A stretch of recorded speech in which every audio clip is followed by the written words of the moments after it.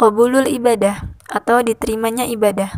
Suatu amal perbuatan akan dinilai dan diterima sebagai ibadah apabila ia memenuhi syarat-syarat yang telah ditentukan oleh syariat. Yang pertama, ada ibadah mahdah. Ibadah mahdah lebih banyak merupakan ritual yang kadang kita tidak mengetahui hikmahnya.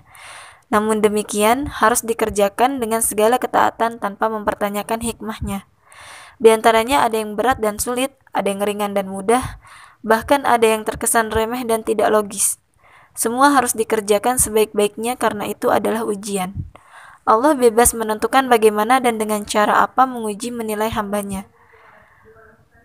Diterimanya ibadah mahdah tergantung 3 syarat. Yang pertama, disertai dengan niat. Sesungguhnya niat itu menentukan diterima atau tidaknya suatu amal. Tanpa niat atau dengan niat tapi tidak ikhlas, suatu amal tidak dapat diterima sebagai ibadah. Setiap urusan penting yang tidak dimulai dengan basmalah itu terputus pahalanya. Yang kedua, disyariatkan. Dalam suatu riwayat Rasulullah SAW mengatakan bahwa setiap amal ibadah yang tidak didasarkan pada hukum yang telah disyariatkan maka termasuk bid'ah. Dan yang ketiga, caranya sesuai dengan yang dicontohkan oleh Rasulullah SAW. Ibadah mahdah ini harus mengikuti Rasulullah SAW secara manhaj dan kaifiyah. Ketiga syarat itu harus terpenuhi seutuhnya. Kemudian ibadah ghairu mahdah atau ibadah tidak murni, yaitu ibadah non-ritual.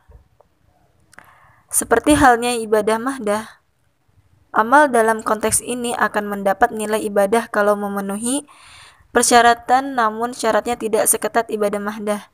Dalam konteks ini, setiap amal lahir maupun batin berupa niat, ucapan maupun tindakan yang dimaksudkan untuk mencari ridho Allah adalah ibadah. Ibadah ghairu mahdah hanya ada 2 syarat, yaitu niat ikhlas dan sesuai kaidah umum, yaitu bukan merupakan amal yang secara syar'i dianggap sebagai keburukan. Suatu amal dianggap baik jika yaitu bermanfaat. Kedua syarat itu harus dipenuhi. Dalam pandangan hukum agama, niat ikhlas namun amalnya tidak sesuai dengan manhaj tidak dianggap ibadah. Sebaliknya, apa yang dianggap baik secara insaniah tidak akan dianggap sebagai ibadah apabila niatnya bukan karena Allah. Ketiadaan niat lillahi ta'ala dalam hal ini tidak termasuk syirik, namun ia tidak mendapat nilai ibadah.